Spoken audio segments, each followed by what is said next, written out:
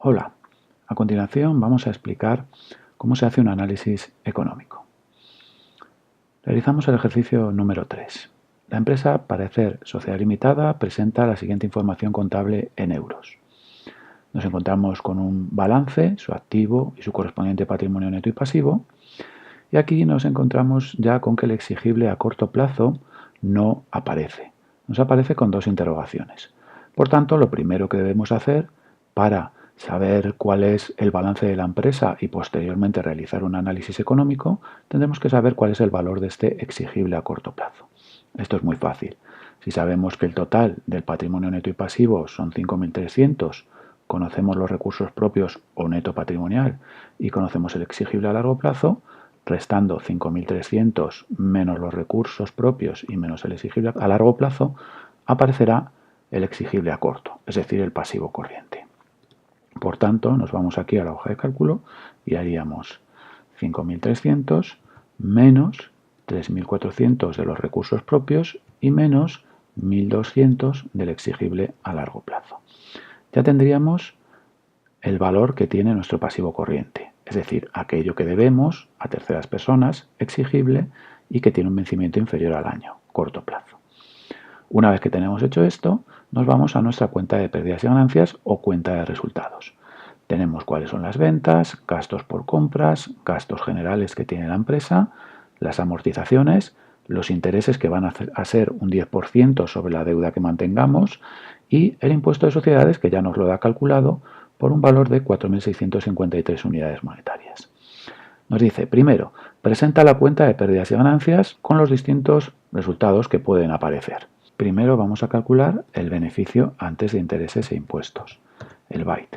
Este beneficio es el que generan los activos de mi empresa, incluyendo los ingresos por ventas y detrayendo o restando aquellos gastos que se han producido por las compras de la materia prima o de los bienes y servicios que vamos a vender, los gastos generales que tiene la empresa y las amortizaciones.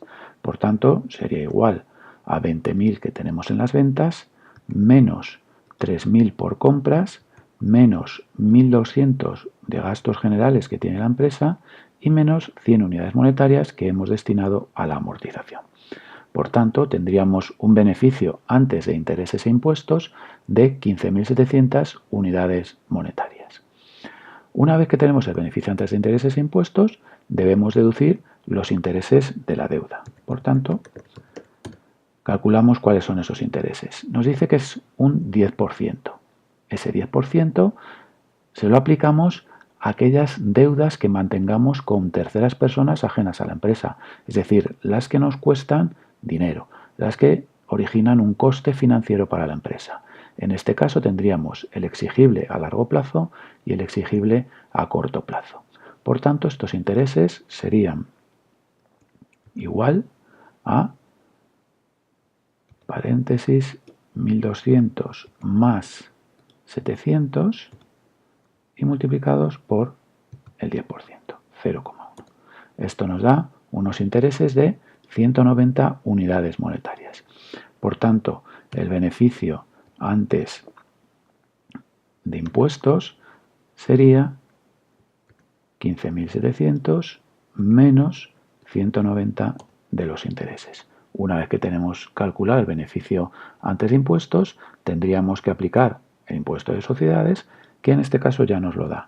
Y nos dice impuesto de sociedades, que serían, en este caso, 4.653. 4.653, dándonos un resultado final, un beneficio neto, igual a 15.510 menos 4.653 de 10.587 unidades monetarias, que sería el beneficio que tendríamos ya disponible para repartir entre los socios de la empresa. Ahora nos dice que calculemos la rentabilidad económica.